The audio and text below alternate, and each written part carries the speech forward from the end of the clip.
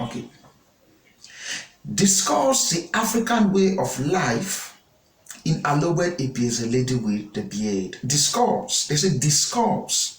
Discuss the African way of life in Alobed APS, the lady with the beard.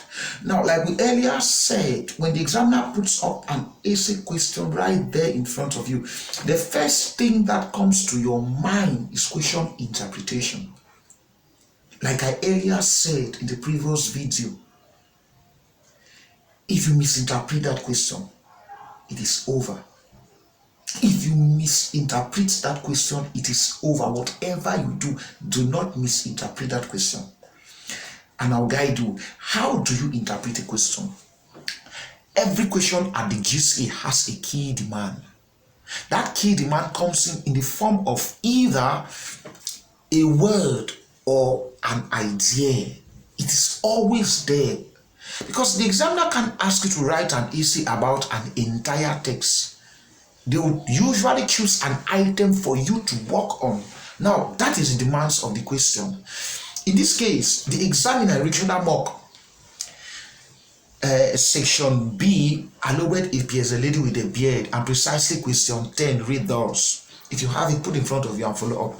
Discuss the African way of life in Alobed APS, the lady with the beard. The key demand there is the African way of life. Now, one takeaway that I have had throughout my years as a degree examiner is that whenever candidates find themselves discussing questions that deal with African way of life or African life or anything African, candidates have this propensity or this attitude of narrowing down the concept of the African way of life to the distinctive tribe or ethnic group mentioned in that text.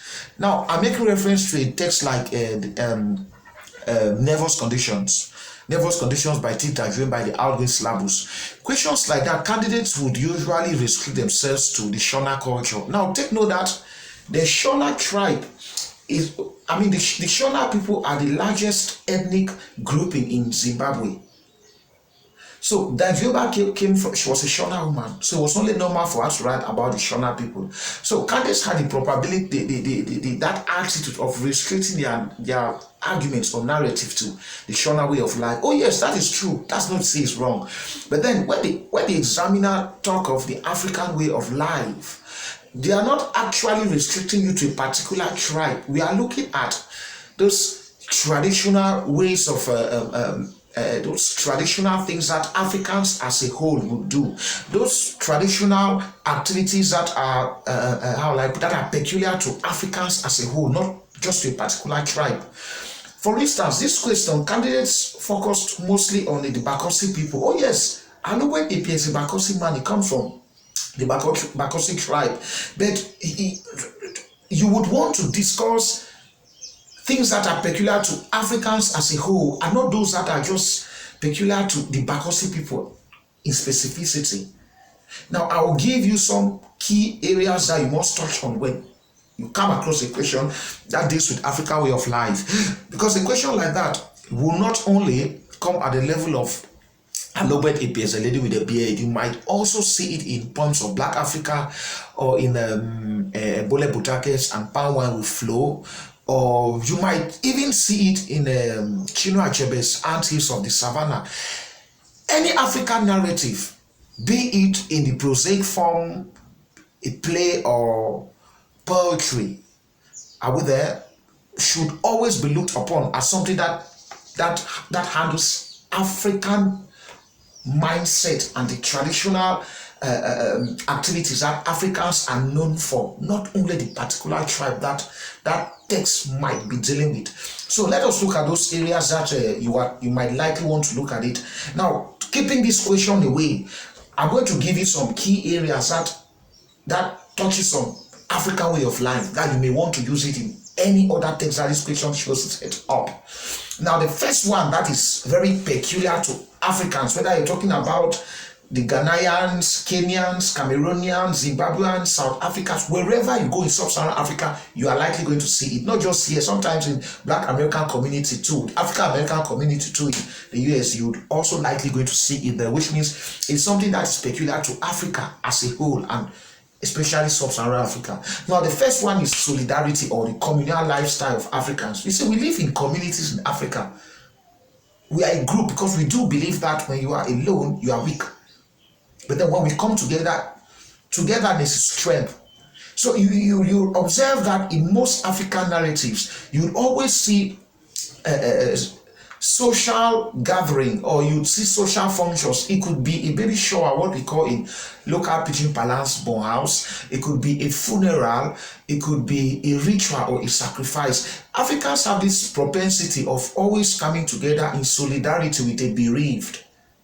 And in times of celebration, we usually come together to sing songs and celebrate as a collective, with the spirit of that collective mindset. So you see that in almost all African texts. So should the examiner ask you to discuss African way of life, whatever text you are dealing with, look at it. If you see a funeral, you see a ritual or a baby shower, it could be a naming ceremony. If you see them coming together, or maybe any kind of general grouping or gathering, know that it's an externalization of that solidarity, which is very part and parcel of the African existence. So it marks us as a people who share our grief together, and we equally celebrate together. Now, you see it in almost all the texts. Let us look at the text we are studying at hand. Alobet Epe is a lady with a beard. Now, take note that Alobet Epe has bordered quite much to give us an insight of how the Bakossi people carry out funerals and baby naming ceremonies. We did see a few of them that Imade attended, a heroine.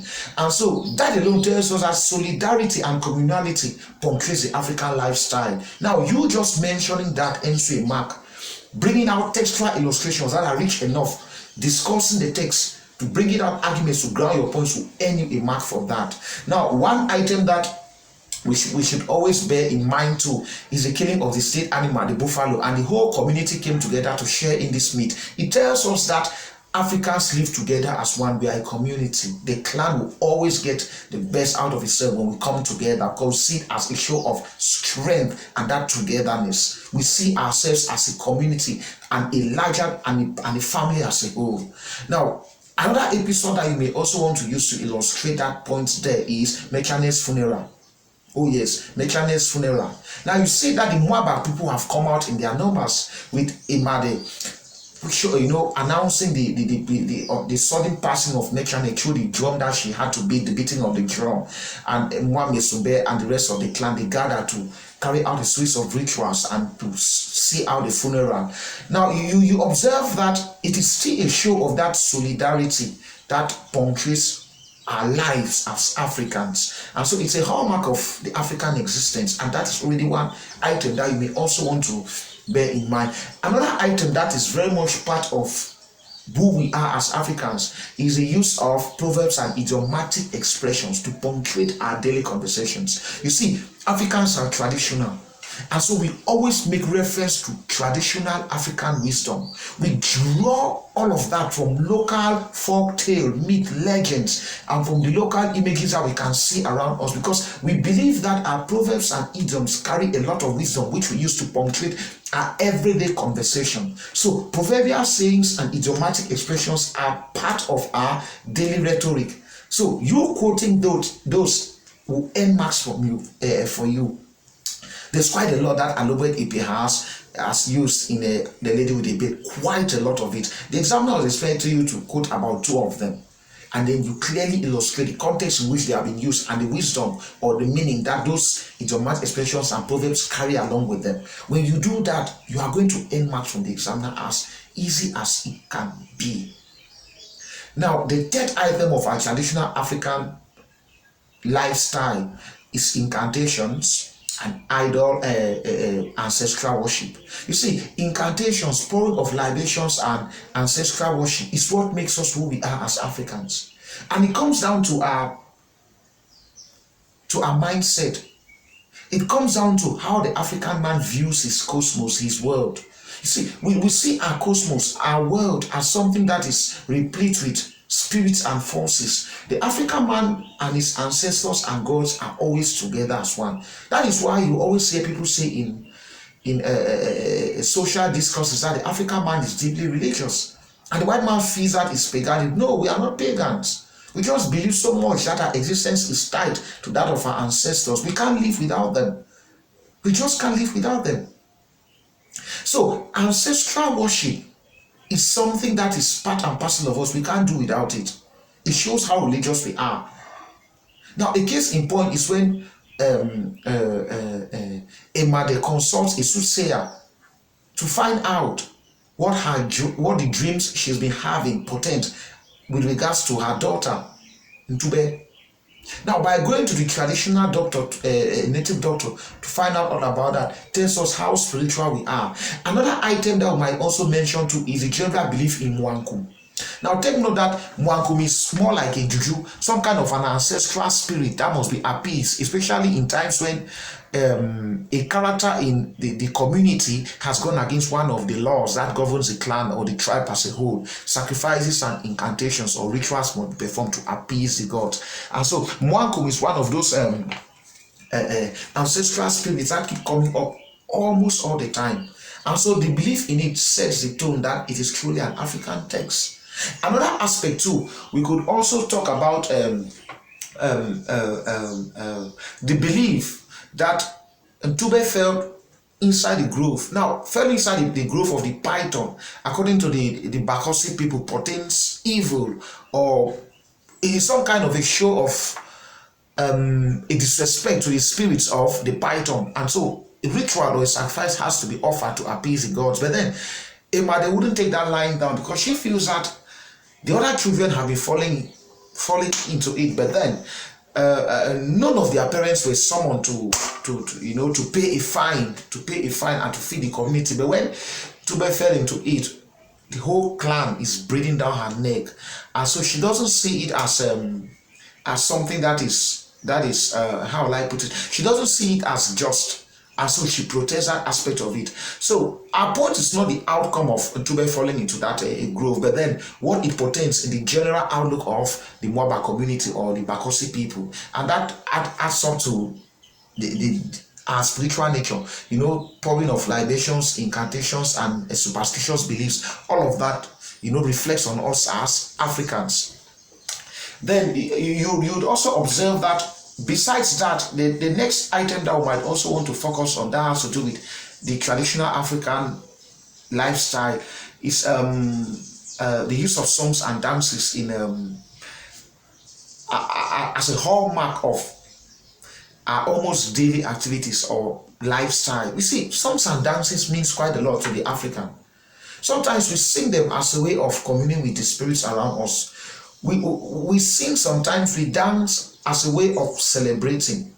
Now, when we look at the lady with the beard, when Emade played that drum in the middle of the night, you see, the symphony of the sound itself, the sound, the beating of the drum was so good that the whole village will not stop talking about it early in the morning.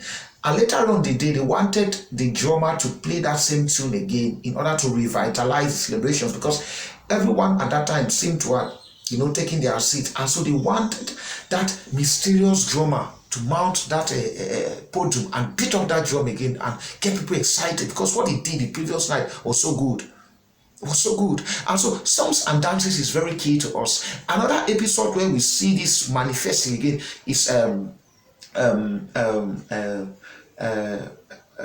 nuptial ceremony, the traditional nuptial ceremony, where the people of the bride were supposed to tune 8 songs at least, but then we observed that only 7 of those songs were tuned, and so Emade had to come up with the 8th. Now that alone tells us how important it is to the people of the Bakossi clan, and that adds up again to the importance of songs and dances as a hallmark of the traditional African life. And so you realize that with these 4 that you have in hand, it is always very key that you study them very well, because in any text that deals with traditional African lifestyle, they always pop up. Another one that you might also want to look at is traditional local meals. Now, when the text opens up, we are told that Imade is very busy in the kitchen. Of course, we admire her culinary skills and her ability to peel cocoyams, and the way she handles her kitchen utensils like the knife. Panechi, like they call it. She handled it so well, and she wants to pass on these skills to her daughter. Now, passing up those skills to her daughter brings up again to the hereditary nature of African traditional lifestyle. We are hereditary in nature. We have this attitude of always handing down traditional items like household items, or maybe a plot of land or something from the elderly to the young generation. Like Nechane's house, when this woman died, we see there's a big question: what happens to her house in the village? Because here's the thing: she has one daughter out there, and that daughter is married to a Nigerian man, an Igbo man. And you see, when you get married to a man, you have to, you move out with your husband. But then here's the thing: had it been that she had a son, he would have inherited that house. And so tradition must take its course. You have to lock up that door and cast the keys away, showing that the lineage has come to an end. But of course, Mechane, being the admirable woman that we know as a heroine, will not follow up with that aspect of the tradition, because she doesn't want to show that the lineage of her step aunt has come to an end. She'll rather throw the key just right there at the door. But then that is not what draws us into this. We are talking about inheritance, houses, parcels of land, traditional household items, even skills sometimes are often handed down from one generation to the other. So that is another hallmark of our traditional African lifestyle. And then what we eat, our traditional African meals, also gives us that local color of that African lifestyle to it. So those 6, if you look at them very well, in any question that the examiner demands that you discuss traditional African lifestyle, you can handle those 6 that I've given. Choose any 4 of them out of that 6, or you can make it even 5. Why not? Discuss it, get out enough textual illustrations, tie the points together, and give the examiner, and you find it very easy. You find it so easy for you to handle. So in our next question, we are going to take up, in our next video, we are going to look at one other very key question that candidates always misinterpret, and then see what it demands of us again. So see you in our next video.